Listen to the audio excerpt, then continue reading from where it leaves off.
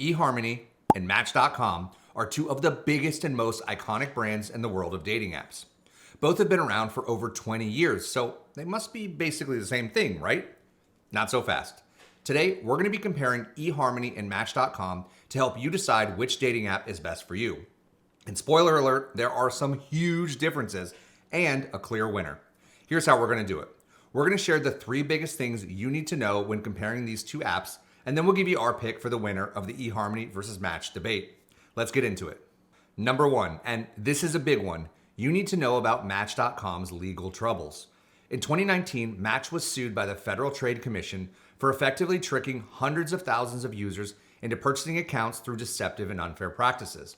The suit revealed that, and I'm reading this directly from the FTC complaint, consumers are often unaware that in many instances, communications received through Match.com are not from users interested in establishing dating relationships, but are instead from persons seeking to perpetrate scams. From June 2016 to May 2018, for example, defendants' analysis, meaning Match.com's own internal analysis, found that consumers purchased 499,691, almost 500,000 subscriptions within 24 hours of receiving an advertising touting a fraudulent communication. They literally let customers think they had real messages for matches that they knew were fake, and then they sent those customers ads to purchase premium subscriptions based on those fraudulent matches and messages. We hope you keep watching the rest of the video, but for us, this is enough to declare eharmony the clear winner. And real quick, if you agree and you want to go ahead and give eharmony a try, we've included a link in the description box below where you can get signed up for a free eharmony account. We'd highly encourage you to check that out. If you're still trying to make a pick though, let's get back to the video. Has eharmony ever been in trouble for something like this? Not that we can find. The only thing we found where eharmony was in any legal trouble was a few counties in the state of California claimed eharmony didn't do a good enough job sharing information about their auto renewal procedures. The case was settled out of court and eharmony agreed to pay a fine. Again though, wildly different levels here. So for us, when it comes to track record and the legal landscape, the win goes to eharmony. Number 2, let's talk results. In 2013, there was an actual data study conducted by the University of Florida and Gonzaga comparing Match.com, eharmony, and a few other dating apps to see which is actually responsible for the most marriages. The winner? The data said eharmony. This is most likely why eharmony continues to advertise itself as the dating app responsible for the most marriages because they have the data to back it up. Now, do keep in mind that the data is from 2013, but it still may be applicable in comparing the two apps.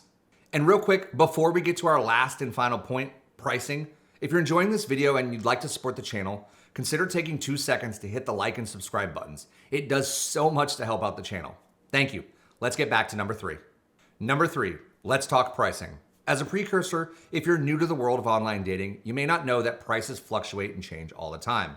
To make this video as accurate as possible, we've included links in the description box below to our Match.com and eharmony cost pages so you can see the most up-to-date pricing for each option. That said, let's talk ballpark ranges here and a few nuances. The standard membership pricing for both Match and eharmony will run you between $20 and $40 per month. eharmony tends to be a few dollars more than Match, but they also often run unpublicized sales that make it less expensive. They do show these sales privately to people with free trial accounts, so feel free to use the link we provided below to see if they're running something right now or to get notified when they do. One additional difference to be aware of is that when you purchase an eharmony subscription, you do get access to all the features they have available. With Match.com, your subscription payment gets you access to some of the features they have, but the rest you have to purchase a la carte.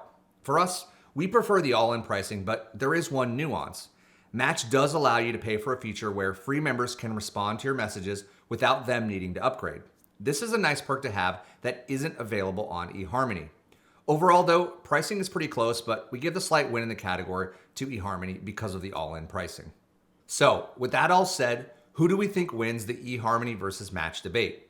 For us, it's eharmony. Yes, we think there's a good chance Match has cleaned up its ways since the legal challenges of 2019, but that's something just too recent for us to be able to overlook unless they give us a clear reason to. eharmony is responsible for over 2 million marriages, has kept their nose pretty clean, and offers transparent pricing, minus the hiccup with presenting information about auto renewals. For us, eharmony is the clear choice when it comes to looking for a serious relationship that could eventually lead to marriage. And again, if you want to give eharmony a try for yourself, We have that link in the description box below that will get you set up with a free eHarmony trial account to check things out. Thanks again, and if you enjoyed this video, do us a solid and hit that like and subscribe button on the way out. It takes 2 seconds and is a massive help to the channel so that we can keep putting out great content like this. Thanks, and have a great day.